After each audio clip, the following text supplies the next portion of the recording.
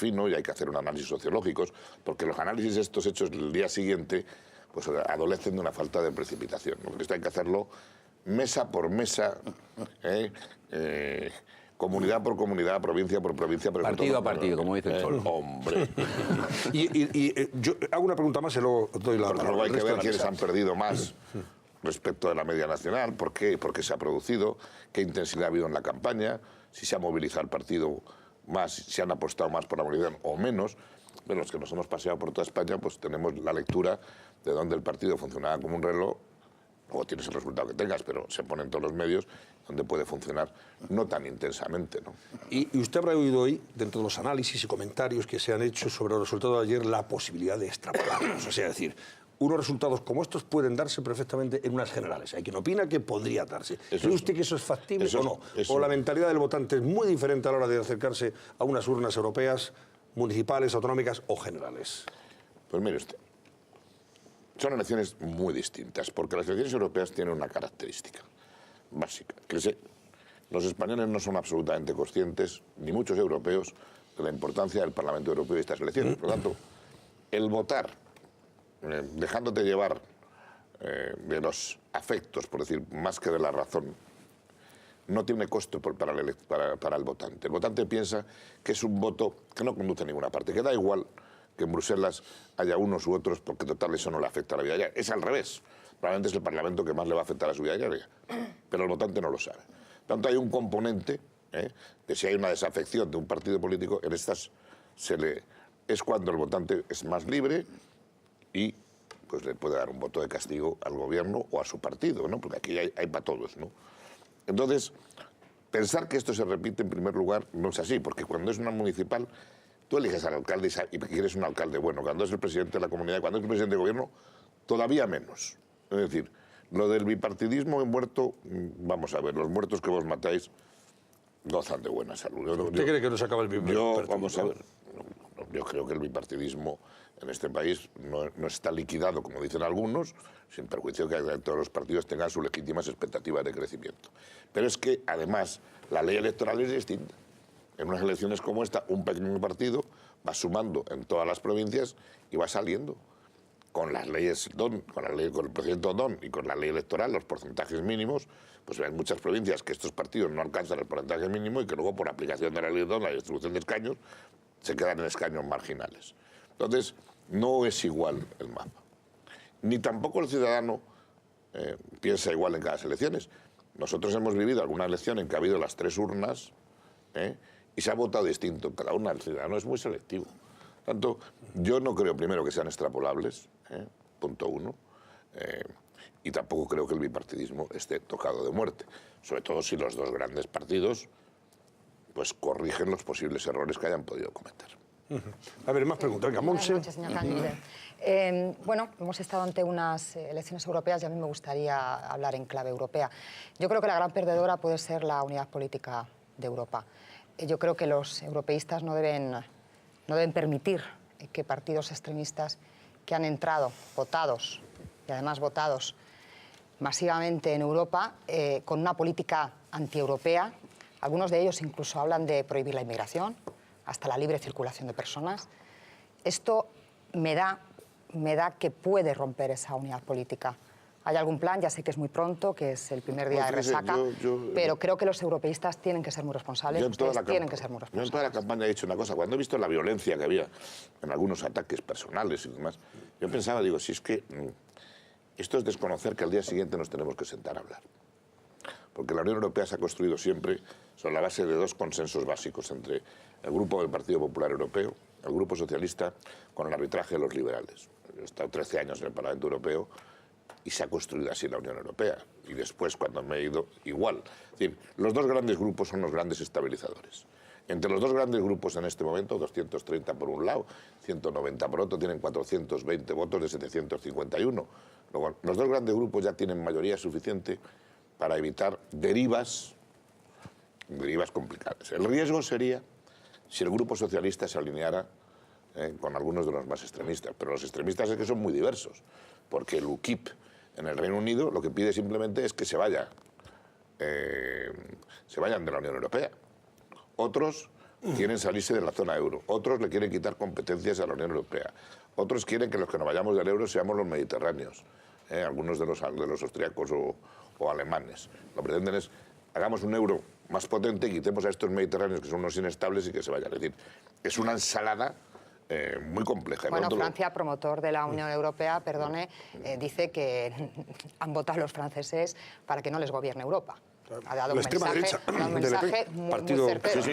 Francia es promotor de la Unión Europea. El mensaje es menos competencias, quitar competencias a la Unión Europea y parar el proceso de construcción. El problema es que en este momento la Unión Europea tiene un problema muy grave, que lo dijo la señora Merkel.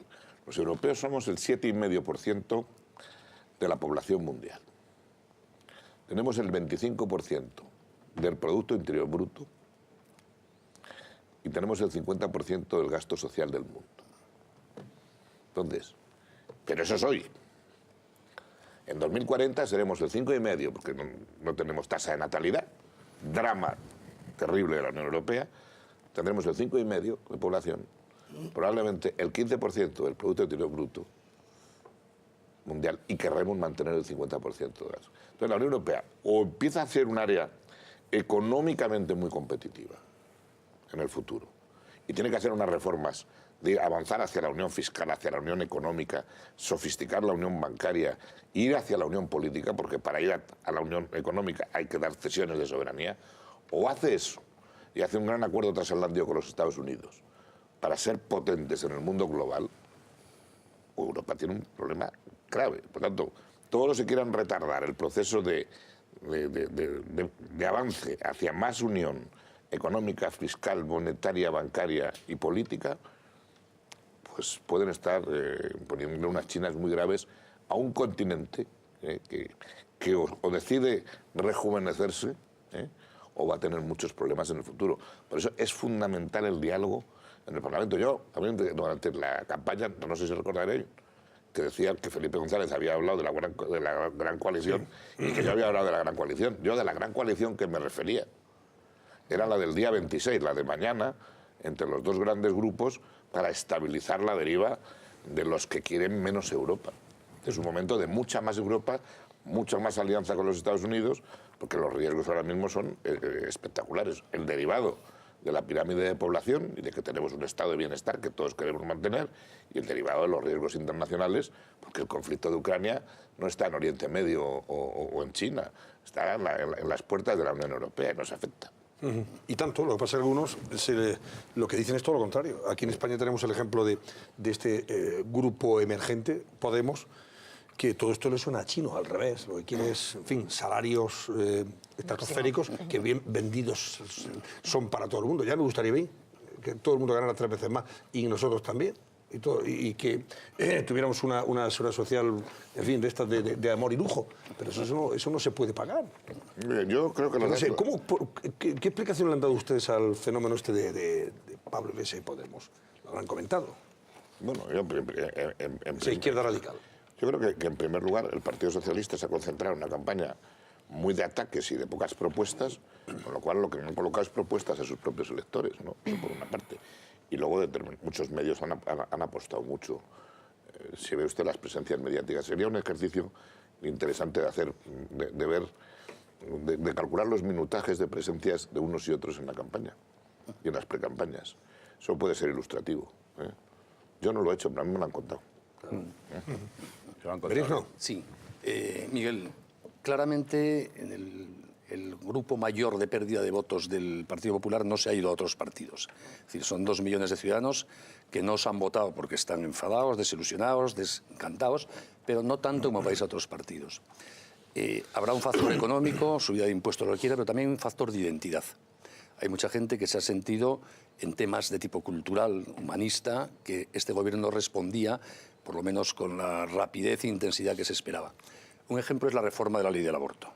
Claramente, Valenciano, centrando gran parte de la campaña en ese tema, os ha venido a dar la razón. No es por negaros al aborto por lo que vais a perder. Ella lo anunció así, lo quiso presentar como una cruzada y no es así. Yo sé que hay mucha gente que ha votado al Partido Popular precisamente confiando en que esa reforma va a salir adelante. Es una seña de identidad. A mí me ha sorprendido un hecho que casi no se ha comentado, que ha sucedido en campaña electoral y que creo que es único en la historia de la democracia española. Y es un vídeo que colgó el presidente del Gobierno en la web de Moncloa hablando bien de la familia el Día Internacional de la Familia, que fue el 15 de mayo. Es un presidente del Gobierno que dedicó 5 minutos a hablar bien de la familia. Yo nunca había oído a un presidente del Gobierno hablar de la familia. Hombre, son signos que creo que si los cuidáis, si de verdad se toma en serio esas proclamaciones, puede hacer que una parte importante de los votantes que hoy se han quedado en casa vuelvan a votar. Y luego una segunda consideración. Claramente la dispersión del voto que se produce, aunque esto sean unas europeas y no se pueda trasladar a las generales o a las autonómicas, demuestra un país cada vez más dividido y una Europa cada vez más dividida. Las grandes señas de identidad cada vez se unen a menos gente, o hay más señas de identidad que compartimentan el electorado. Por lo tanto, creo que es muy necesario que los partidos mayoritarios hagan un especial esfuerzo de ilusionar con sus ideales a la gente, porque si no al final cada uno votaremos, uno porque soy de este pueblo, uno porque tengo esta sensibilidad, otro por los desahucios, otro por el aborto y otro por la nacionalización de la banca. Quizá durante el siglo XX ha habido ideologías fuertes que han permitido articular los países alrededor de 2 o 3 grandes opciones. Hoy eso ya no es así. Y creo que solo se recuperarán mayorías estables si hay un discurso que genere sentimientos comunes y compartidos, ideales que ilusionen masivamente a la sociedad. Y eso especialmente en España, donde al compartimiento ideológico se une el territorial, las amenazas del independentismo. Por tanto, creo que el Partido Popular tiene que hacer una reflexión crítica sobre sí mismo para cargarse de ideales nobles en su programa partidista y acción de gobierno capaces de conquistar el corazón y no solo la cartera de sus ciudadanos. Yo no sé si Benigno, tú has visto el programa de las europeas. Nosotros somos un partido que ha hecho un programa para las europeas. O sea, es muy curioso, pero hemos hecho unas elecciones que el programa no tenía nadie. Hacían discursos, hacían soflamas, pero lo que es un programa, y nuestro programa, en el tema de ideales, familia, tiene mucho contenido. Ese programa está bien estructurado y pensado. Tanto, todo lo que sea en este momento recuperar la ilusión de los votantes es muy importante. Pero luego en la Unión Europea también hace falta una cosa, hablando ya de Europa, falta liderazgo. Yo he vivido una comisión europea que presidía un socialista, Jacques Delors, socialista sofisticado de estos de la izquierda francesa. Sí, muy tirado. Sí, pero consiguió ilusionar a la Unión Europea. Puso en marcha un proyecto para avanzar hacia el euro. Yo estaba en el hemiciclo el día que Delors dijo que íbamos a poner en marcha una moneda única. Y yo dije, este tío está loco. No puede ser con el marco, con la lira. Con la libra, que efectivamente la libra no entró. Con todas estas monedas muy potentes, con mucha historia, no sale de este proyecto, pero empezó a ilusionarlos porque el proyecto era completo. Llevaba la puesta en marcha de una moneda, políticas de cohesión para que los países del sur pudiéramos desarrollarnos y converger hacia el euro, y una política ilusionante. Entonces, porque había un liderazgo. El problema es que esta comisión necesita al frente alguien que tenga mucho liderazgo porque la época es complicada. En España, tú has hablado de ideales y principios, pero en la Unión Europea, en este momento los electores están desilusionados. En Francia el porcentaje de gente proeuropeo es nimio. El país que ha estado a la cabeza del liderazgo de la construcción europea. Venga,